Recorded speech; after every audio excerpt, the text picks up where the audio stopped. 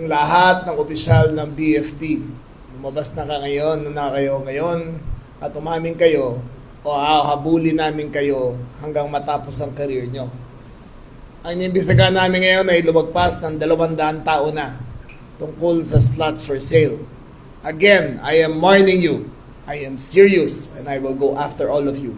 Hindi ako matitigil hanggang makulong kayo lahat, matagal sa serbisyo, at kung ano man kasama na ihatol sa inyo ng batas, ay hindi po ako titigil.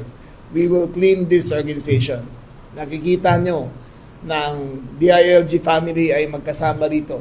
Ang CIDG ang siyang tinakbuhan ng BFP para ayusin to.